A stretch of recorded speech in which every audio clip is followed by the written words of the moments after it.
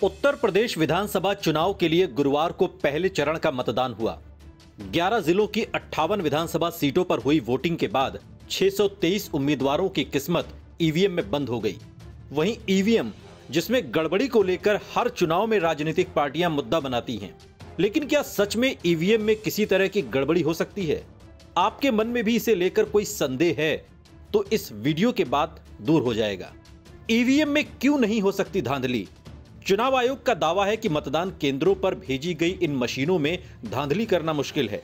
ऐसा इसलिए क्योंकि वोट देने के लिए इस्तेमाल की जाने वाली ईवीएम मशीन में एक माइक्रोचिप का इस्तेमाल किया जाता है। इसे मास्क चिप कहते हैं। इस चिप की खास बात यह है कि इससे उम्मीदवार का एक बार क्रम तय होता है। एक बार सेट होने के बाद इसमें किसी भी तरह का कोई बदलाव नहीं किया जा सकता। इस चिप को न तो पढ़ा जा सकता है और न ही ओवरराइट किया जा सकता है। इसके अलावा ईवीएम को न तो किसी नेटवर्क और न ही किसी बाहरी या दूसरे उपकरण से जोड़ा जा सकता है। इन मशीनों में किसी भी ऑपरेटिंग सिस्टम का उपयोग नहीं होता।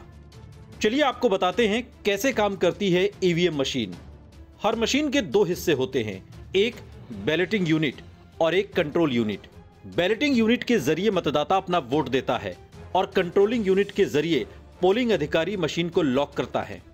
इस मशीन पर हर पार्टी के निशान के सामने एक बटन होता है।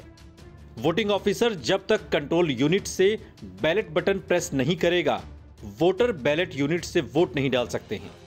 मतदाताओं को अपना वोट दर्ज करने के लिए अपनी पसंद का बटन दबाना होता है, लेकिन ध्यान रहे, एक व्यक्ति एक ही बार बटन दबा सकता है। इसके बाद मशीन लॉक हो जाती है। बार बार बटन दबाने से वोटिंग दोबारा नहीं होती।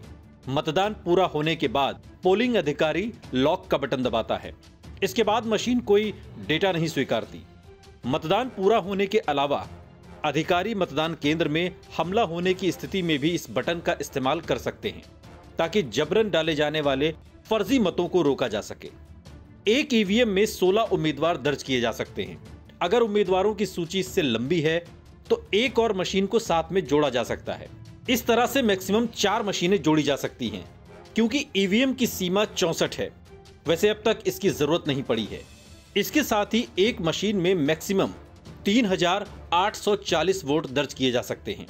ईवीएम मशीन को भारत इलेक्ट्रॉनिक लिमिटेड और इलेक्ट्रॉनिक कॉर्पोरेशन ऑफ इंडिया ही बनाती है। ईवीएम मशीनों के साथ वीवीपैट मशीन भी लगाई जाती है। जान लीजिए कि वीवीपैट यानी voter verified paper trail machine कैसे काम करती है। वीवीपैट मशीन आपके वोट की गवाह होती है। मतदाताओं के वोट की पुष्टि करने वाली यह मशीन ईवीएम से जुड़ी होती है। मतदाता के वोट के बाद वीवीपैट से एक स्लिप निकलती है, जिस पर आपके कैंडिडेट के नाम और पार्टी का चिन्ह छपा होता है। इससे आप सुनिश्चित कर सकते हैं कि आपका वोट सही जगह पर डला है।